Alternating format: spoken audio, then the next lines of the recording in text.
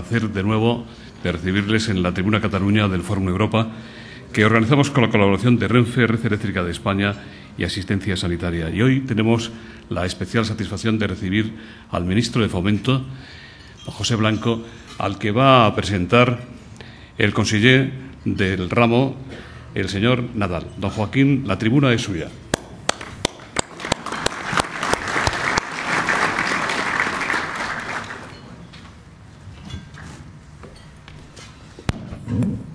Muy buen día. Estoy convencido que José Luis Rodríguez me propone que haga esta presentación por el privilegio de la edad. Yo soy del 48 y el ministro Blanco es del 62.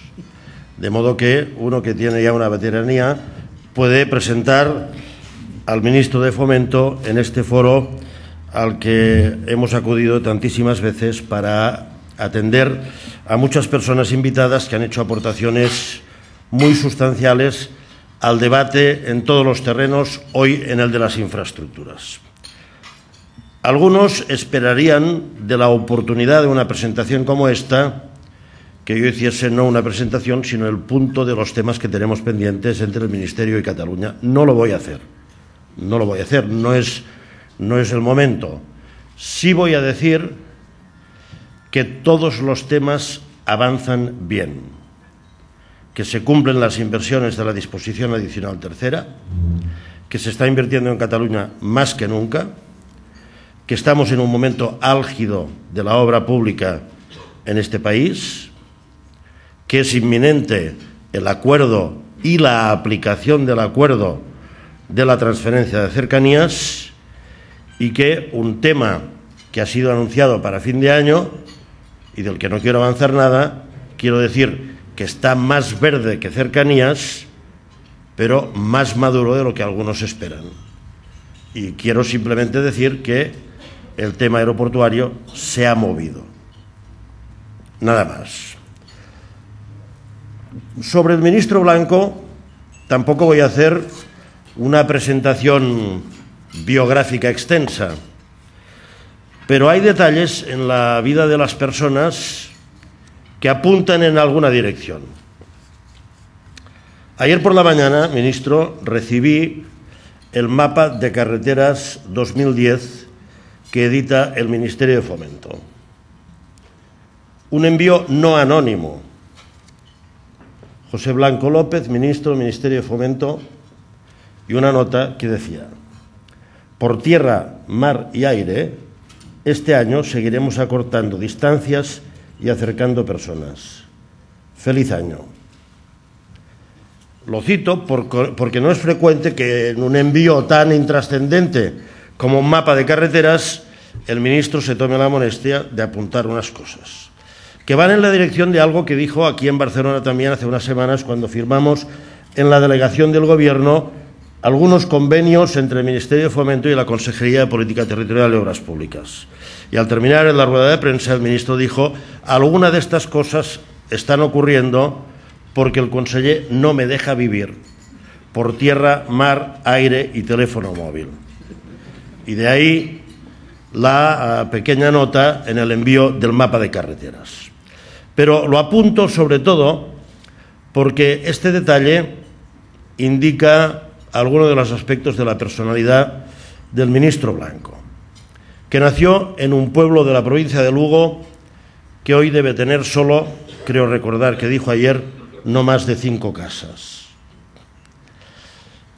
Y estudió en el Instituto de Lugo y tuvo un profesor a quien yo he conocido, alcalde de Lugo, profesor en el instituto, y que es una persona buena e inteligente.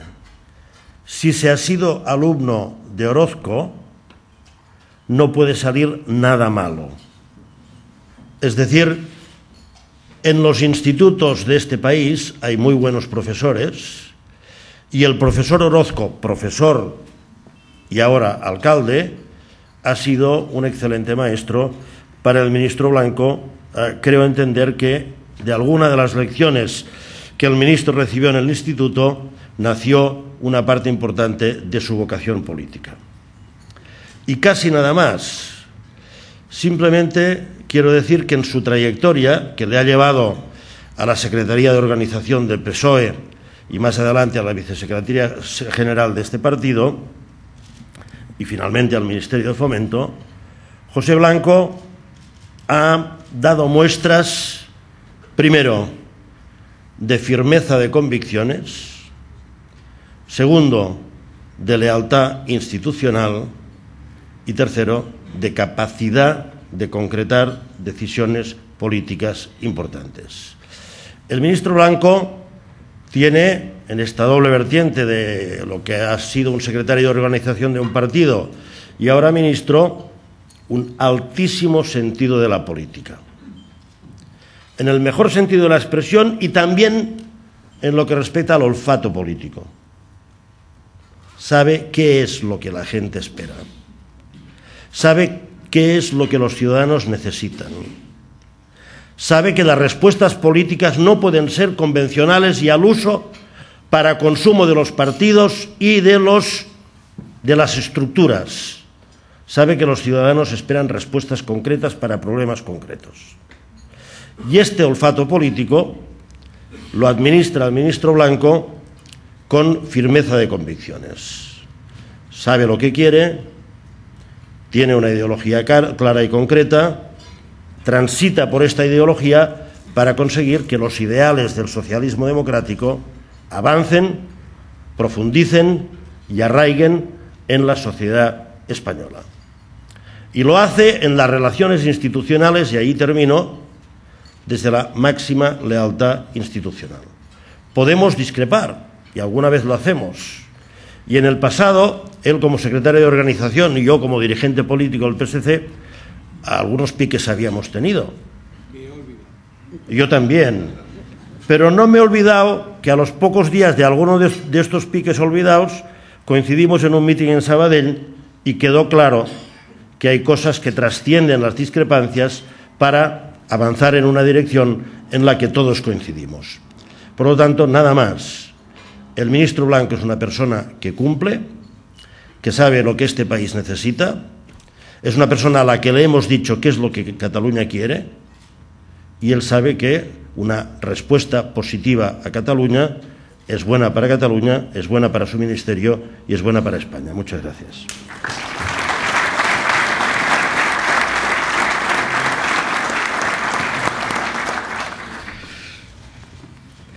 Presidente de Nueva Economía Forum, consejero de Política Territorial y Obras Públicas, delegado del Gobierno, secretario de Estado de Transportes, de Relaciones Institucionales del Ministerio, parlamentarios, senadores, empresarios, querida Manuela y querido José María Sala, dos buenos amigos.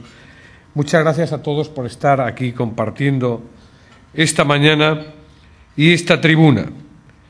Quiero agradecer, en primer lugar, a los responsables de Nueva Economía Forum el trabajo que están haciendo por impulsar el debate y, por lo tanto, la amable invitación para estar hoy aquí con todos ustedes en Barcelona.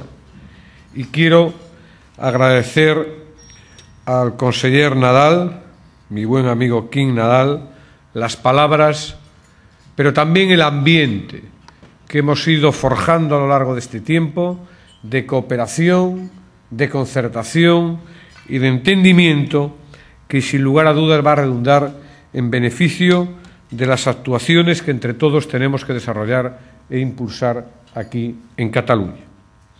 Quiero trasladarles mi visión sobre el nuevo escenario económico, sobre el que necesariamente debemos de transitar y también sobre las prioridades del Ministerio de Fomento aquí en Cataluña, para encarar precisamente ese nuevo escenario.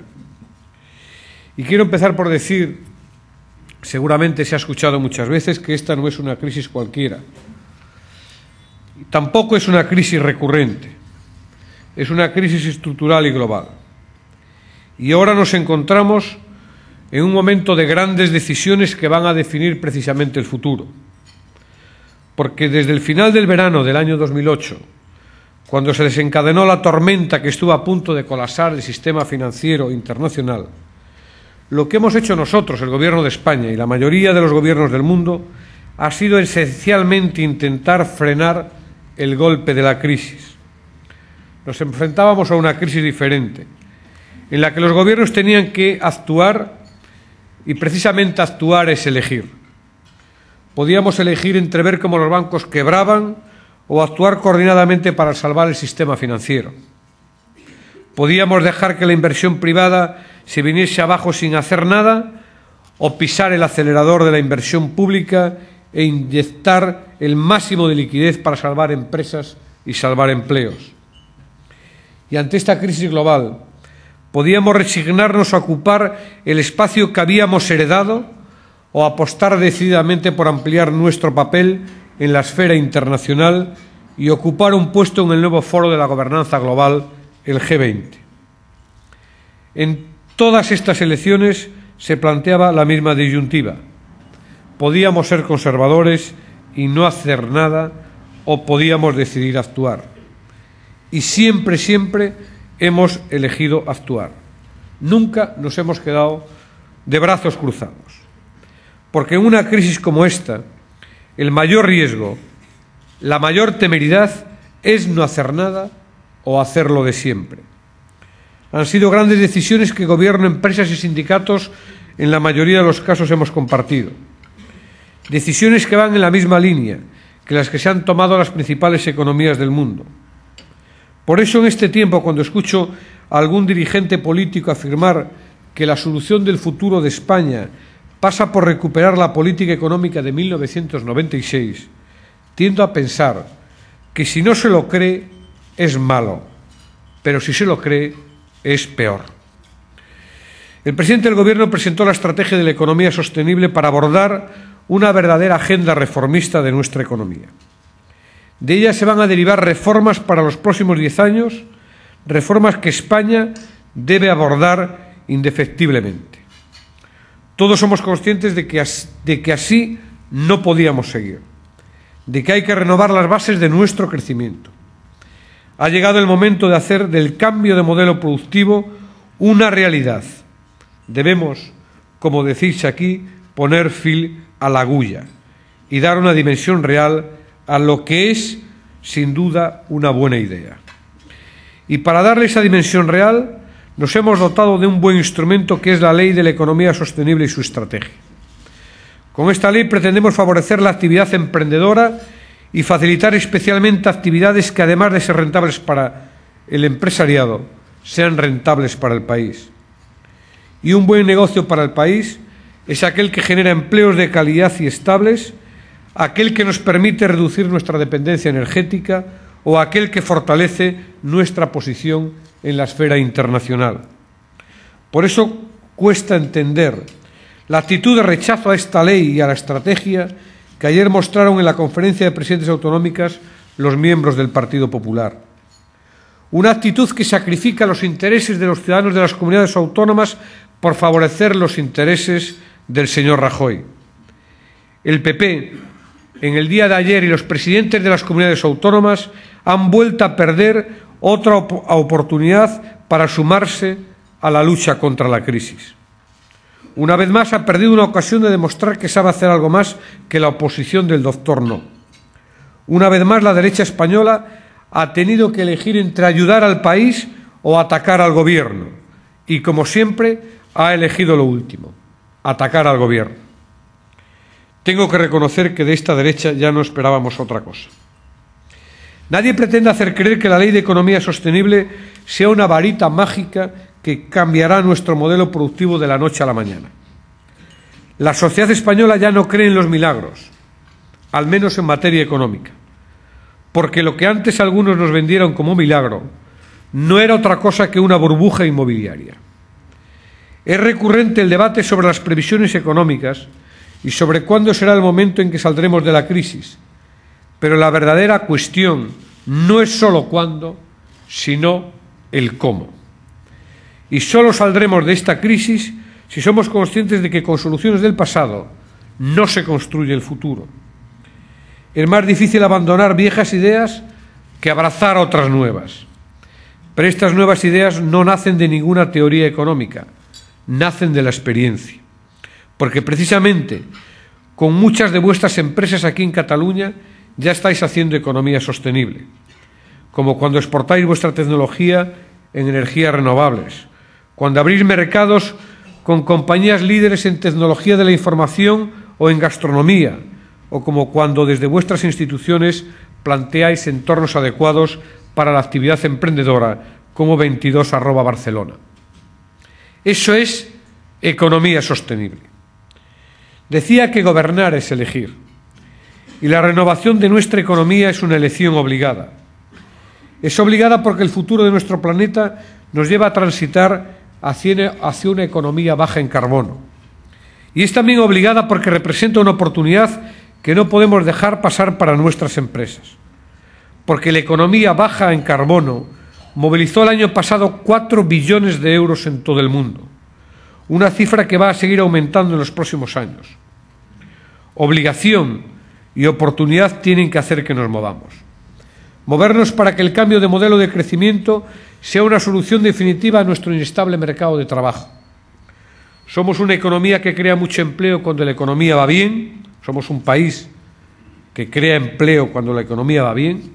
La pasada legislatura creamos la mitad del empleo de toda la Unión Europea.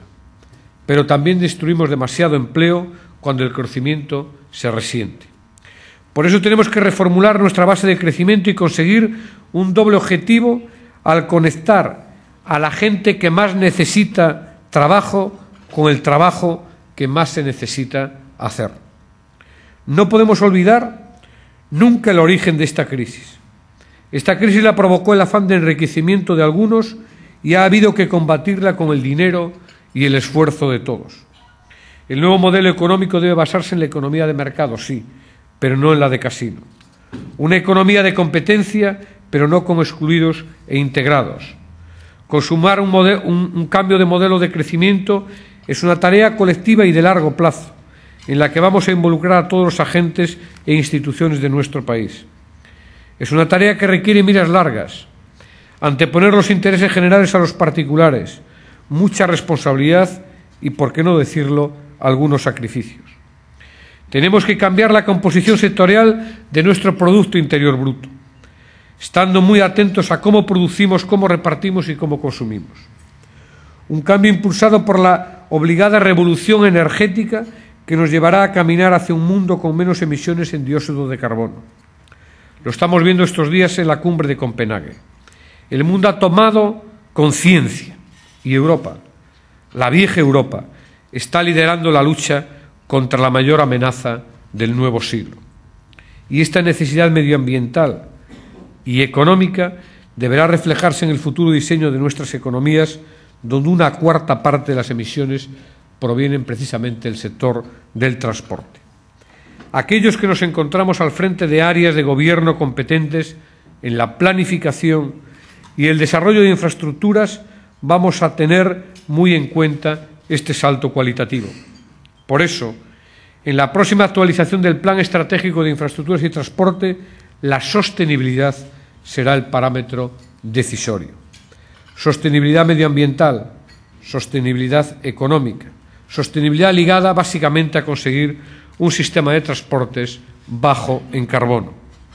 Y sostenibilidad económica para no dejar una herencia inasumible por el pago de las infraestructuras del futuro y su conservación. La política de infraestructuras exige conocer el presente para corregir los desequilibrios del pasado y anticipar el futuro para que las necesidades de hoy no se conviertan en problemas del mañana. Y este Gobierno, lo decía el conseller Nadal, está corrigiendo desequilibrios del pasado en materia de infraestructuras en Cataluña. Porque una ciudad de la entidad de Barcelona y una comunidad con el empuje económico de Cataluña no podían permanecer por más tiempo con un sistema de transportes obsoleto y deficitario, resultado de años de épocas pasadas de inversión insuficiente. Debíamos corregir este déficit, porque no es posible un cambio hacia un nuevo modelo productivo sin la participación de una Cataluña próspera, pujante y dinámica. Hoy lo estamos haciendo. Desde que llegamos al Gobierno en 2004 hasta hoy, ya hemos invertido unos 12.000 millones de euros en Cataluña. En ninguna otra comunidad hemos invertido tanto. Una inversión a la que estamos dando continuidad, porque en un momento de gran dificultad presupuestaria, donde la licitación en el conjunto del país cae, en Cataluña lograremos mantener este año 2009 la licitación en niveles similares al año pasado, superando los 2.000 millones de euros a finales de año, con lo que será Cataluña la primera comunidad autónoma por volumen de licitación de obra pública en el año 2009. Nuestro compromiso es dotar a Cataluña con las mejores infraestructuras para que desarrolle todo su potencial en el siglo XXI, para que sea de nuevo la locomotora de la renovación económica de nuestro país. En el ámbito ferroviario hemos puesto en servicio el AVE entre Lleida, Tarragona y Barcelona, y estamos trabajando por el norte en la conexión de la alta velocidad entre Barcelona, Girona y Francia, que pondremos en servicio en el año 2012. Para que este eje ferroviario se conforme como un verdadero eje vertebrador de las comunicaciones en Cataluña, conectando de forma directa Lleida, Tarragona, Barcelona y Girona con Europa y con el centro peninsular. El pasado viernes he llevado al Consejo de Ministros la licitación de las obras de la estación de la alta velocidad de La Sagrera por importe de 677 millones de euros, que será definitivamente licitado en el Consejo de Administración de Adif el próximo día 21. Un centro de transportes intermodal que acogerá servicios de alta velocidad, cercanías, metro y autobús urbano e interurbano, y que representa el proyecto de mayor envergadura que se va a ejecutar en la ciudad de Barcelona en los próximos años. Además, hemos iniciado las obras del túnel Sant Sagrera, en la que vamos a invertir casi 200 millones de euros. Pero también estamos trabajando por el sur, mediante la conexión del AVE Lleida-Tarragona-Barcelona con el corredor del Mediterráneo. Estamos realizando importantes avances en esta conexión.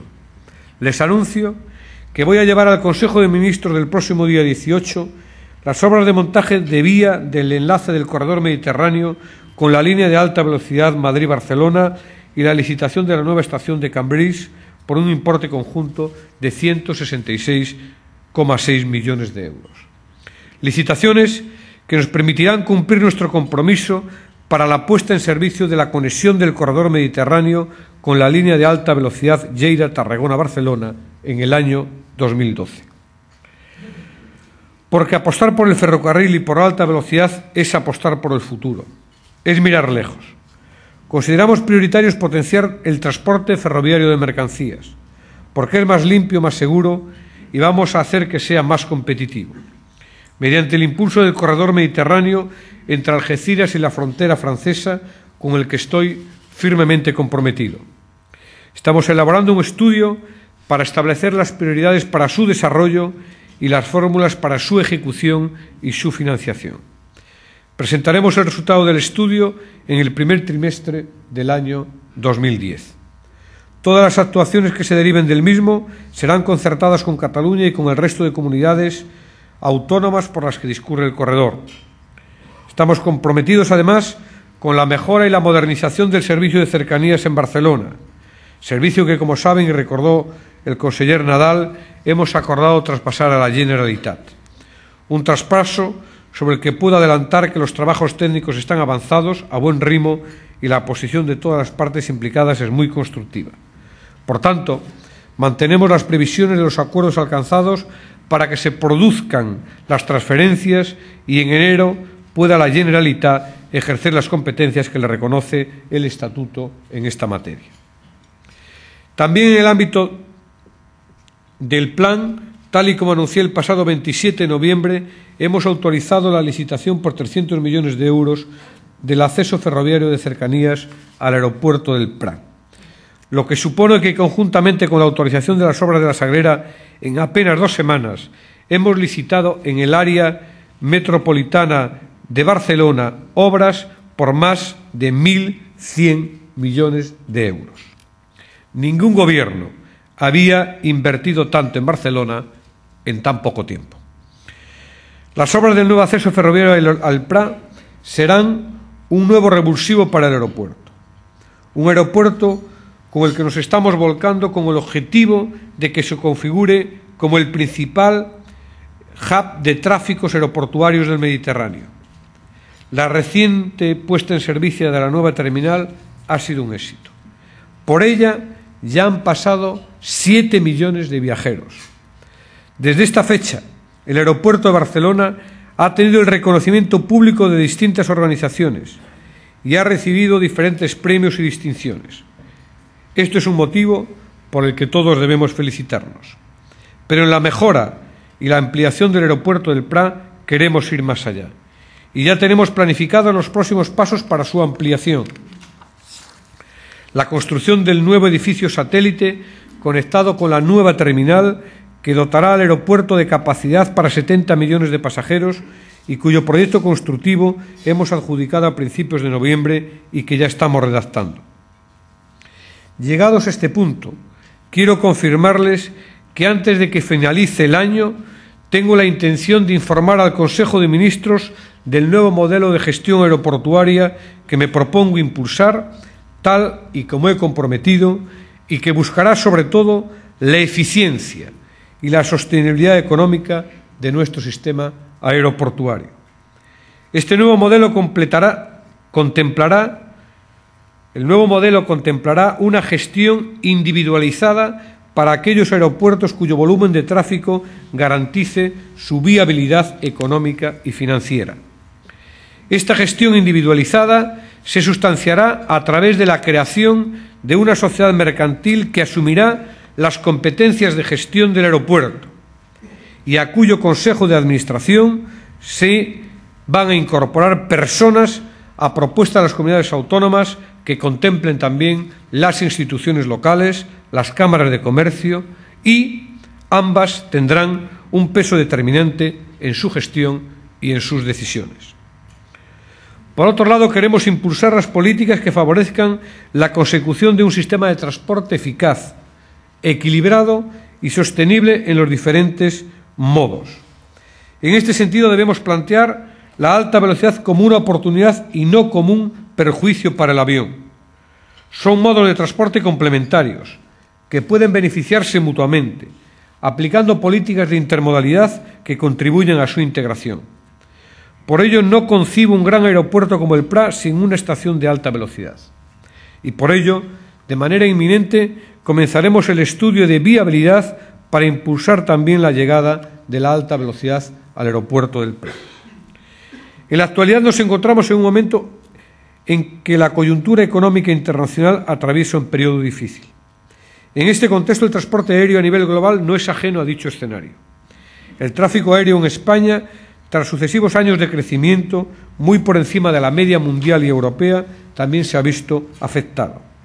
No obstante, estamos empezando a notar signos de recuperación en la demanda de tráfico de los distintos modos del transporte, en especial en el sector aéreo.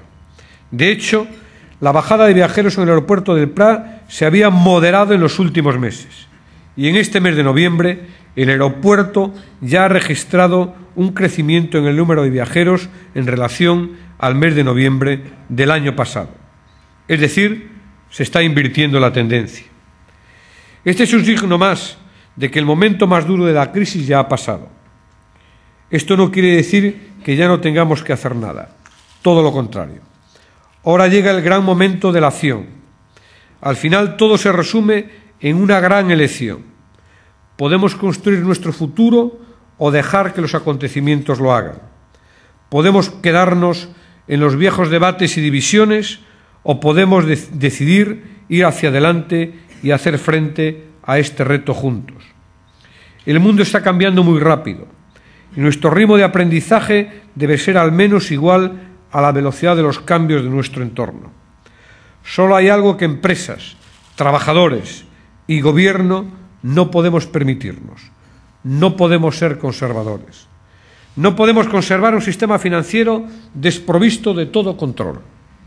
No podemos conservar la burbuja inmobiliaria.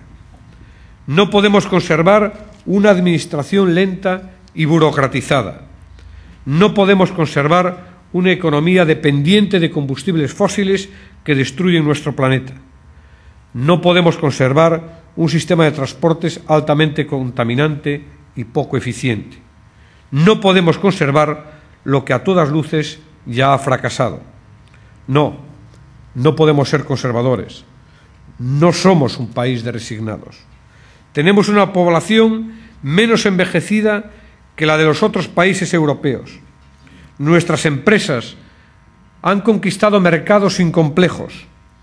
Tenemos un nivel de infraestructuras y capital tecnológico propio de las economías más avanzadas. No vamos a elegir el derrotismo ni la marcha atrás, aunque algunos se empeñen. Como decía Keynes, lo que hace a un hombre conservador es no saber nada del presente o nada del pasado. Unas palabras que me llevan al optimismo, porque hoy la sociedad española conoce mejor que nunca el mundo en el que se mueve y conoce también de sobra la realidad de dónde viene. Y porque todos sabemos que España y Cataluña siempre han progresado cuando colectivamente han sido capaces de ambicionar el cambio. Muchas gracias.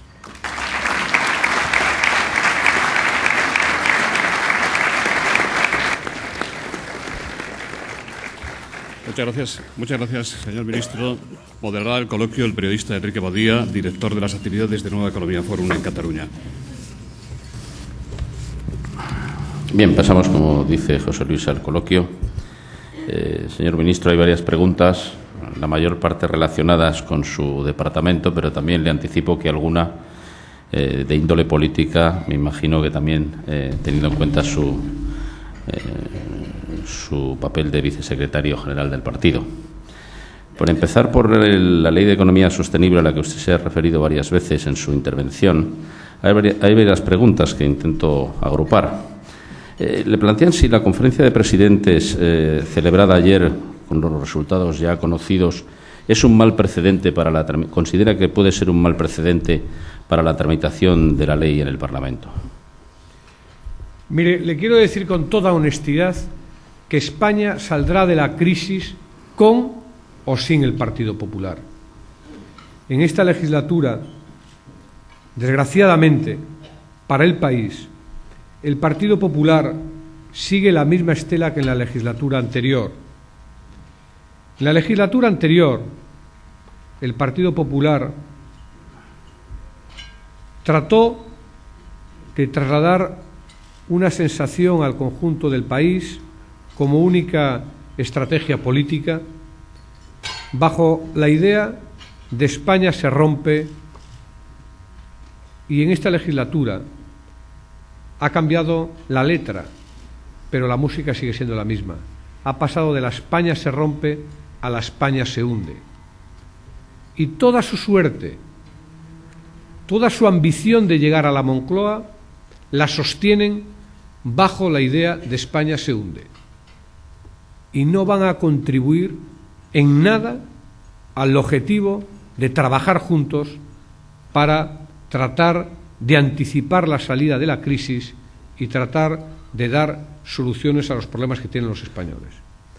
Es muy triste para mí, como ciudadano de Galicia, el observar que mi presidente ayer en la conferencia de presidentes habló en nombre del Partido Popular y no en nombre de todos los gallegos.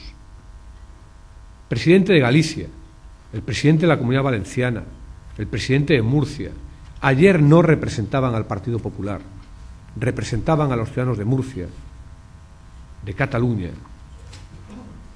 de Galicia, de sus comunidades.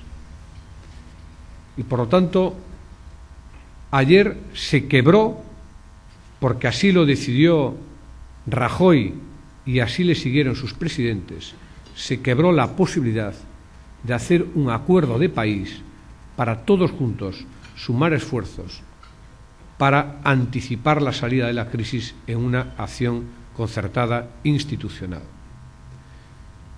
Los ciudadanos, estoy seguro, tomarán buena nota de la actitud de unos y de otros y tengan la certeza de que en este tiempo no solo se juzga al Gobierno de España, también se juzga a la oposición, y lo vamos a ver. Nosotros creemos que hay que hacer una agenda de reformas importante en nuestro país, que se contemplan en la Ley de Economía Sostenible y en la Estrategia de la Economía Sostenible. Es el momento, además, de abordarlas. Decía antes, y reitero ahora, que en un primer momento teníamos que parar el golpe de la crisis. Teníamos que tomar decisiones para tratar de mitigar las consecuencias de una crisis sin precedente, en la misma línea que actuaban todos los gobiernos del mundo. Evitar que hubiera un crack de consecuencias incalculables en nuestro sistema financiero, intentar, además, por la vía de los estímulos, de favorecer en lo que se pudiera la actividad económica, sobre todo aquella tendente a evitar la pérdida de más puestos de trabajo o intentar proteger a aquellos que habían perdido su puesto de trabajo.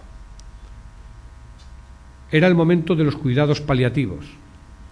Ahora que estamos hablando de cómo salimos de la crisis, porque ya en todo el mundo se está hablando que hay un escenario de salida de la crisis, tenemos que hacer las reformas precisamente que garanticen que salimos de la crisis, que salimos todos juntos, pero que salimos para no hacer aquello que ha contribuido en buena medida a que esta crisis tuviera un comportamiento específico en nuestro país. No podemos seguir haciendo un modelo de crecimiento basado en el ladrillo y de escasa productividad. Yo siempre digo que la economía española gozaba aparentemente de buena salud, pero le sucedía como a aquel enfermo que tiene aparentemente buena salud, pero que tiene un altísimo colesterol.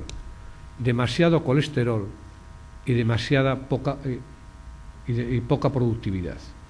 Por lo tanto, estamos obligados a hacer reformas que cambien nuestro modelo de crecimiento, reformas que adecúen mejor el mercado de trabajo a las necesidades y a la realidad de este tiempo, mejoras que hagan de nuestra economía una economía más competitiva, menos dependiente de las energías tradicionales, que contribuya a su vez a hacer una apuesta en esta lucha que tiene el planeta contra el cambio climático y que nos permita generar empleo de más calidad y también empleo más estable.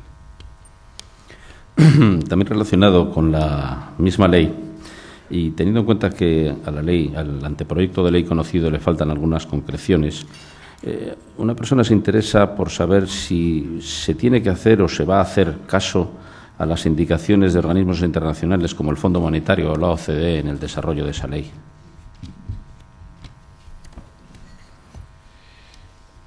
Mire, depende cuáles. Nosotros, es indudable. Yo voy a decir una cosa probablemente políticamente incorrecta.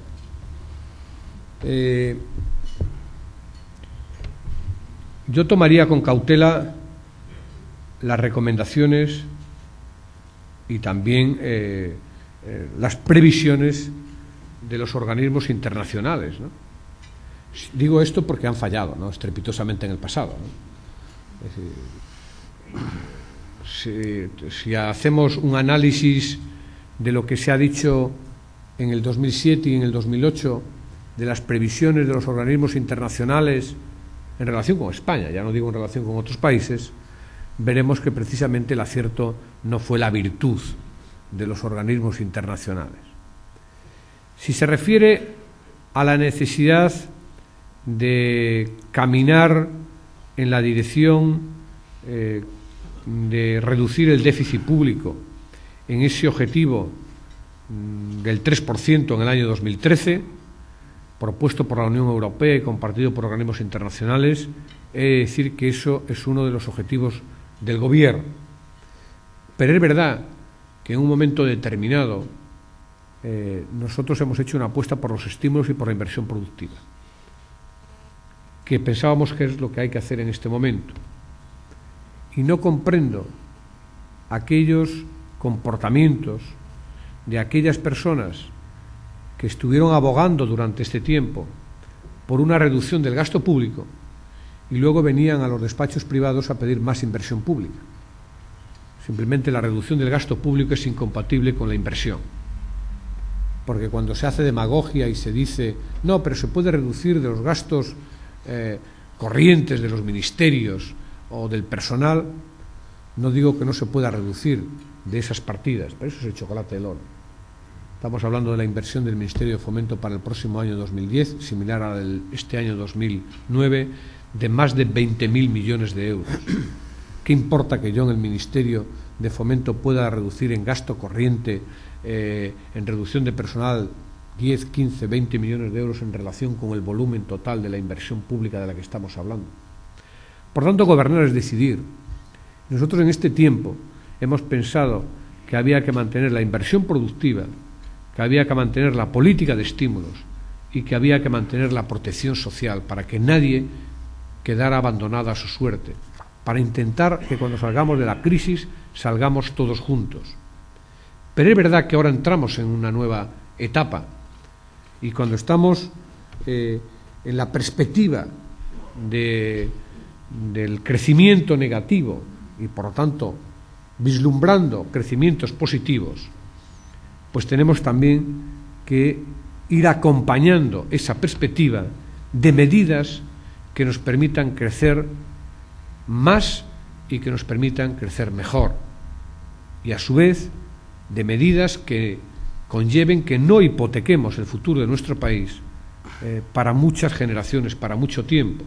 Por eso tenemos que ir acompañando estas políticas con el objetivo de déficit para el año 2013. Pues ya hay ahora bastantes preguntas relacionadas con cosas de su departamento y aspectos a los que usted ha aludido.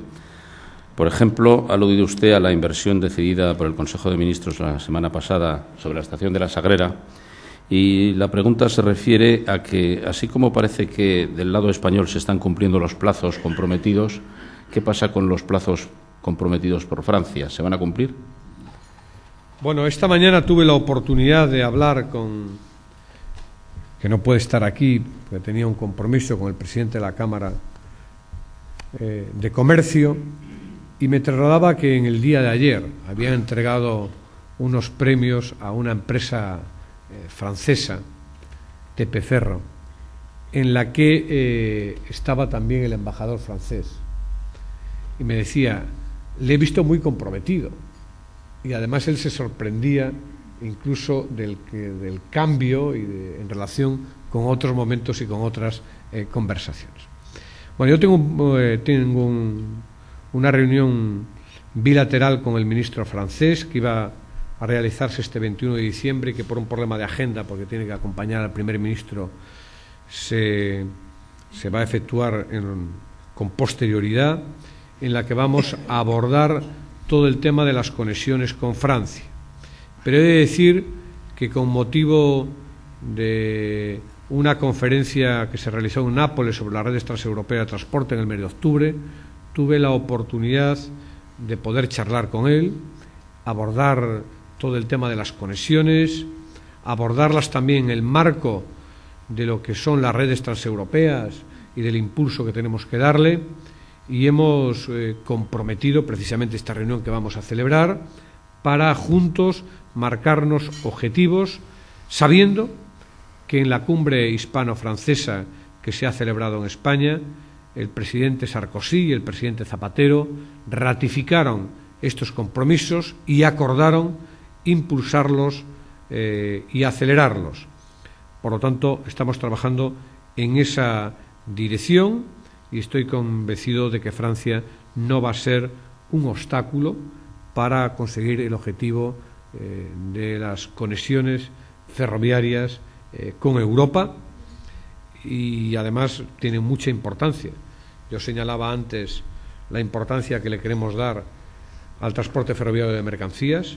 Creo que es la gran apuesta de este país en este tiempo, donde tenemos un déficit muy considerable y donde el corredor del Mediterráneo está llamado a jugar un papel muy importante y que yo quiero indudablemente impulsar, y para eso es imprescindible y necesaria no solamente la voluntad y la determinación del Gobierno de España, sino también la voluntad y la decisión del Gobierno francés, además de que incluyamos ese corredor en las redes transeuropeas prioritarias, cuya revisión vamos a impulsar con motivo de la presidencia española de la Unión Europea. Por relacionado con el corredor mediterráneo, le plantean si ve usted algún plazo concreto, puede usted avanzar algún plazo concreto para la ejecución completa de dicho corredor. He anunciado que en el primer trimestre del año 2010 presentaré un estudio técnico de viabilidad, de presupuestario, de tiempos de ejecución, que he encargado hace 3 meses y que, por tanto, será en ese momento en el que podamos ver un escenario sobre el calendario y el cómo vamos a impulsar este corredor. Es indudable que es prioritario para el Gobierno de España. Para mí es incomprensible, y no realizo ninguna crítica, pero en todo caso lo quiero decir, es incomprensible que en el año 2003 no se haya contemplado en las redes transeuropeas con carácter prioritario. Yo voy a tratar de corregir esa situación y, desde luego, le vamos a dar el mayor de los impulsos. Vamos a celebrar en el mes el primer trimestre también, una conferencia sectorial con los consejeros de todas las comunidades autónomas para, en una acción concertada, pues tratar de darle un impulso al transporte ferroviario de mercancías. España es el país de la Unión Europea que tiene el transporte ferroviario de mercancías un menor peso. Creo que eso nos hace menos competitivos, parte de un déficit que tenemos muy mal conectados nuestras plataformas logísticas y nuestros puertos. Creo que eso lo tenemos que corregir y lo tenemos que superar. Eso va a quedar también definido en el mapa global del transporte ferroviario de mercancías en nuestro país, y yo tengo la firme determinación de impulsar con carácter prioritario este corredor. Y además, como dentro de la Ley de Economía Sostenible hemos contemplado un plan extraordinario de inversión público-privada que presentaremos también en el primer trimestre del próximo año, es precisamente todo lo que tenga que ver con el transporte sostenible, transporte ferroviario de mercancías, viajeros, plataformas urbanas de accesos a grandes ciudades, transporte en áreas metropolitanas, etcétera, que constituirá uno de los elementos que conformarán ese plan, en el que tenemos previsto movilizar 15.000 millones de euros adicionales con la participación público-privada al presupuesto ordinario del Ministerio de Fomento para los años 2010 y 2011. Usted sabe, ministro, la sensibilidad que hay en Barcelona y en Cataluña en general con el tema del Prat. Por lo tanto, hay varias preguntas relacionadas con el aeropuerto. Le plantean si podría adelantar algunas de las líneas maestras del cambio que usted ha anunciado va a presentar antes de fin de año sobre el modelo aeroportuario. ¿En qué medida va a tener una afectación esos planes al aeropuerto del Prat específicamente? Si supondrá algún tipo de privatización de la gestión de los aeropuertos y concretamente del Prat, y qué pasará con AENA. Esas son las preguntas que hay sobre el tema aeroportuario. Bueno, es indudable que no voy a adelantar nada en relación con una decisión que estamos ultimando, que en primer lugar habrá de conocerla el Consejo de Ministros, que previamente deberá ser analizada, estudiada y concertada con el Gobierno de Cataluña. En primer lugar, quiero decir, porque aquí hay un debate sobre la gestión del Prat, y yo comprendo, soy sensible a él, entiendo además las razones de ese debate, pero lo que vamos a hacer trasciende la gestión de un aeropuerto en concreto. Vamos a definir un nuevo modelo de gestión aeroportuaria en nuestro país, para hacer de nuestro modelo aeroportuario un sistema mucho más eficiente, mucho más sostenible desde el punto de vista económico y mucho más competitivo. Por lo tanto, va más allá de la gestión individualizada con participación determinante de los territorios en los que esté un determinado aeropuerto, que por cierto se contemplará. Pero va más allá de ahí. Se trata de buscar un modelo que permita también a nuestras compañías poder ser mucho más competitivas. Tenemos las tasas de navegación aérea más caras de la Unión Europea.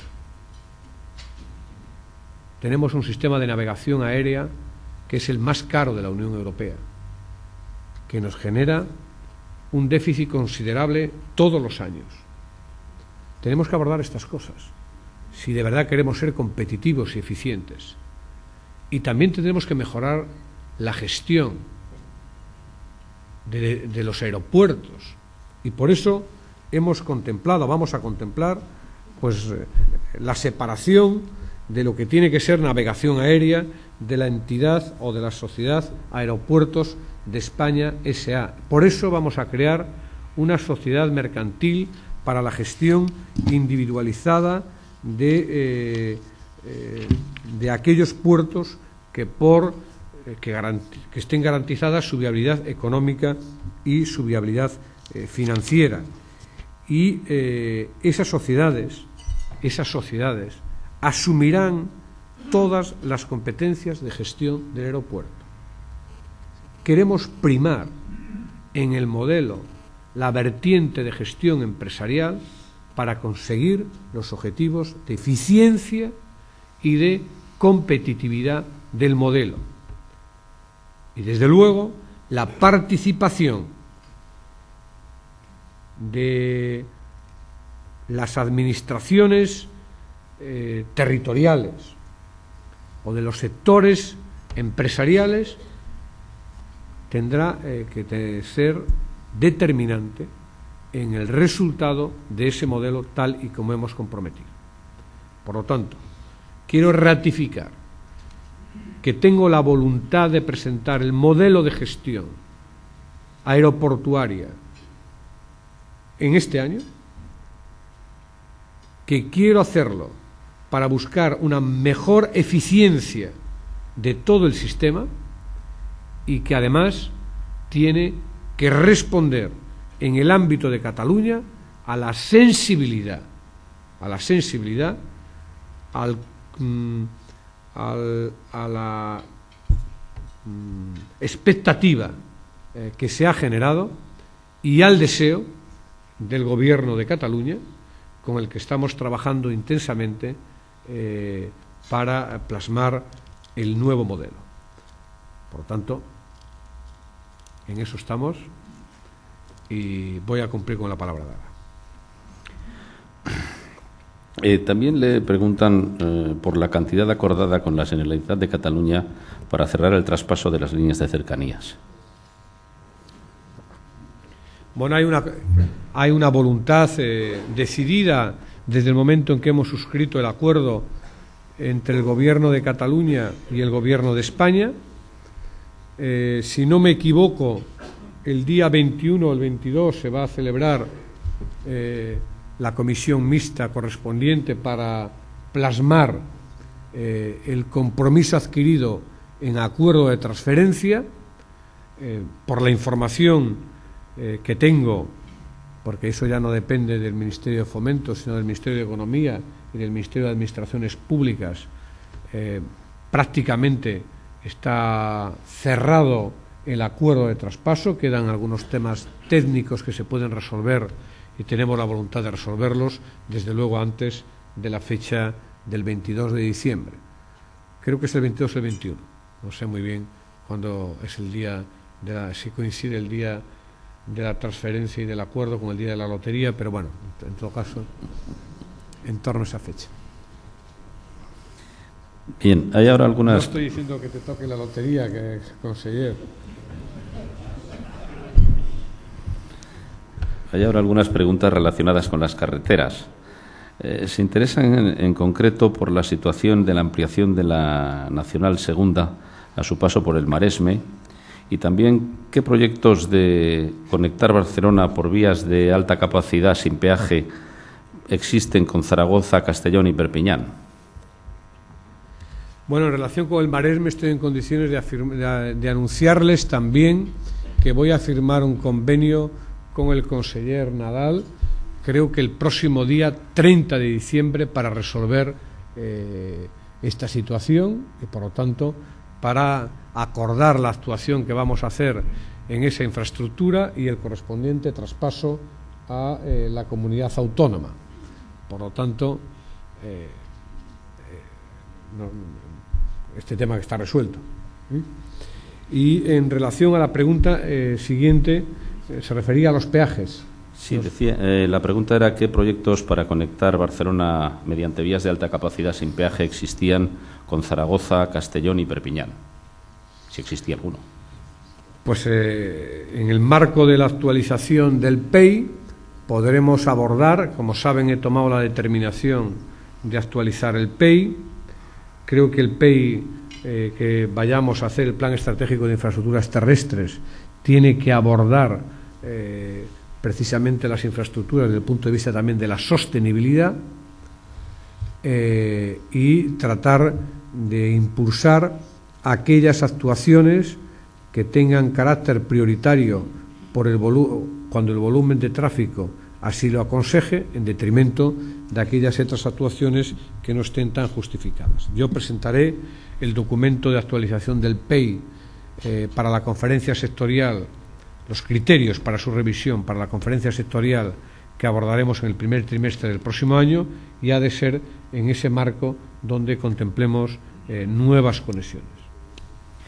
Pues ya pasando a temas estrictamente políticos, ¿se interesan por su valoración sobre la situación relativa al Estatut de Cataluña existente en estos momentos? El Estatuto de Cataluña se está aplicando, ¿no? Que yo sepa. Fíjese, acabo de anunciar una transferencia en relación precisamente con una previsión del Estatuto de Autonomía de Cataluña. El Estatuto de Autonomía de Cataluña es una ley orgánica que ha cumplido todas las previsiones establecidas para su reforma y a su aprobación, todas las previsiones de la Constitución. Fue el Parlamento de Cataluña en primer lugar, luego el Parlamento Nacional y luego los ciudadanos de Cataluña con su voto el que lo sancionaron. Y ahora el Tribunal Constitucional le corresponde emitir un veredicto a partir de un recurso de inconstitucionalidad que promovió el Partido Popular a partir precisamente de una estrategia a la que me refería antes, que era España se rompe.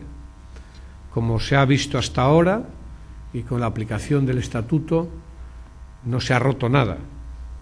Más bien, lo que ha hecho el Partido Popular es precisamente atizar los sentimientos de aquellos que quieren que algo se rompa. Y desde luego me parece que eso entra precisamente en contradicción con levantar la bandera de España todos los días. Mucho patriotismo, pero luego atizamos todos los días la confrontación y la división.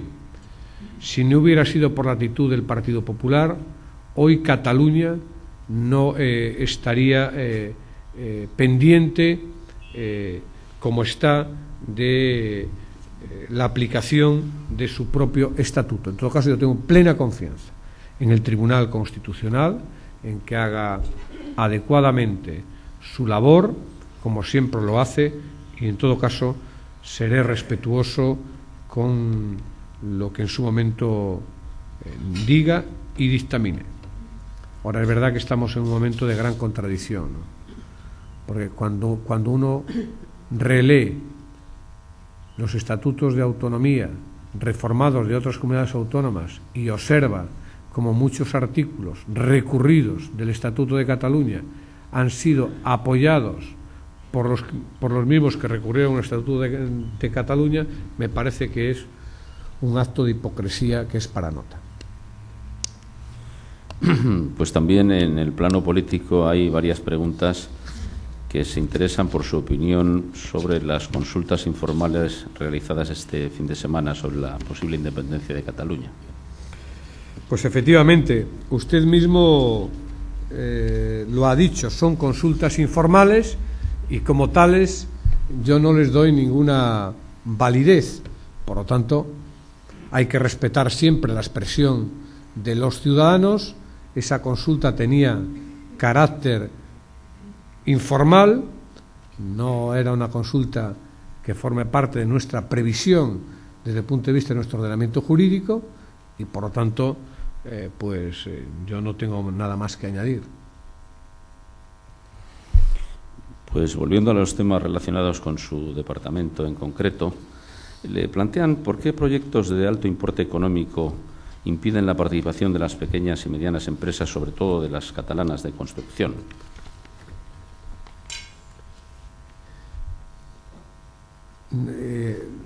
Es de mala educación preguntar quién ha formulado esa pregunta, ¿no?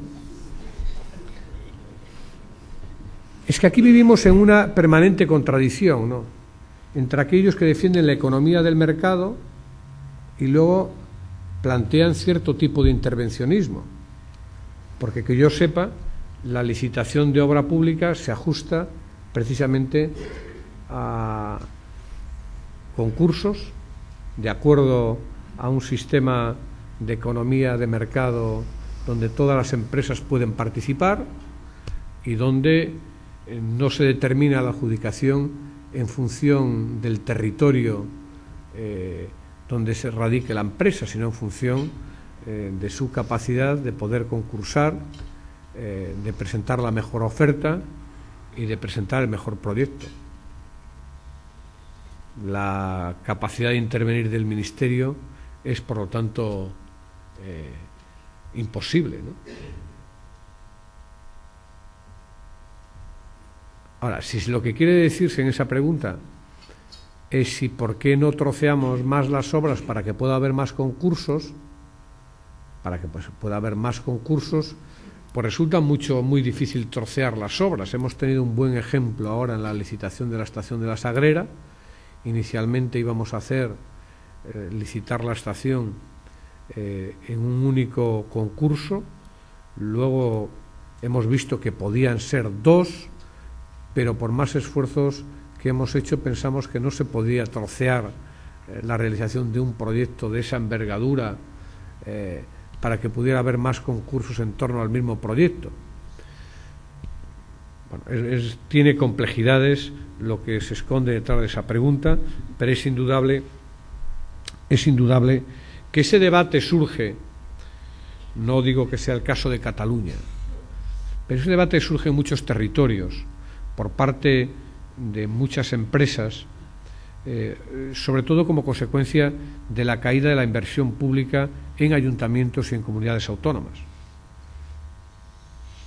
Bueno, gobernar es decidir. El Gobierno de España ha decidido mantener la inversión pública, entendía que eso era positivo para la actividad económica, pero fíjese las contradicciones de la vida, ¿no? No ha sucedido en esta comunidad autónoma, pero lo tengo que decir, ¿no?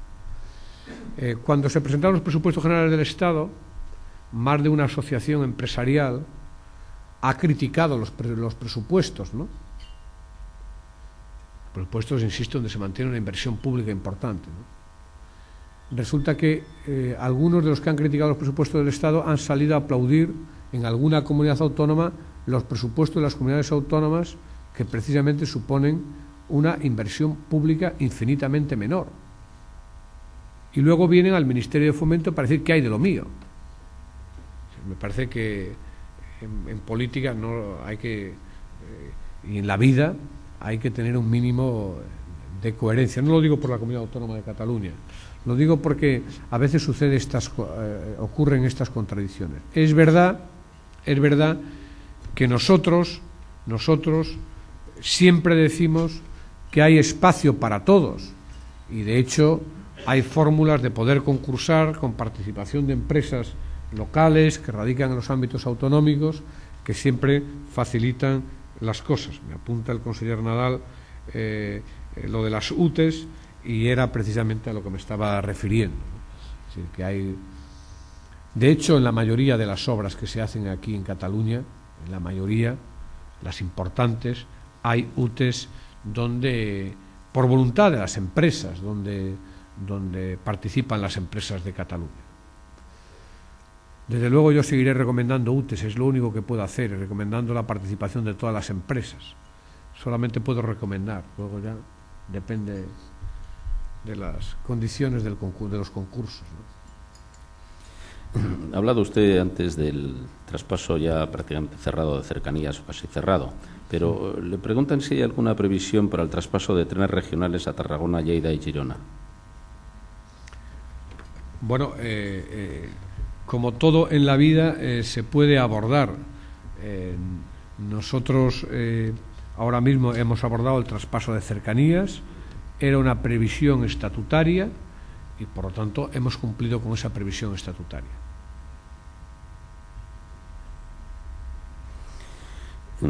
Otro tema que no tiene directa relación con su departamento, pero que en estos momentos tiene una alta sensibilidad en esta tierra, es el tema del secuestro de los cooperantes en tierras de Mauritania. Le preguntan si tiene usted alguna noticia o algo que pueda trasladar respecto a cómo se encuentra este asunto. Bueno, efectivamente no tengo ninguna noticia. Se está trabajando. Es indudable que es un tema delicado. Es indudable también que en este tema, igual que en otros temas, no hemos tenido el apoyo y la colaboración del principal partido de la oposición.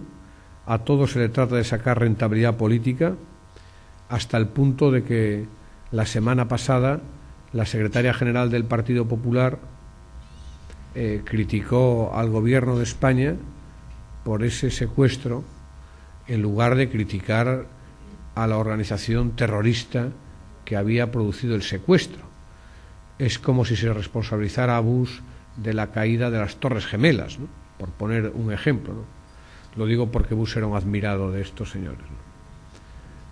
Estamos trabajando, se está intensificando la cooperación internacional y, bueno, pues esperemos que los trabajos, la cooperación internacional dé sus frutos y pueda haber pronto una liberación, pero tampoco tenemos que alimentar las expectativas.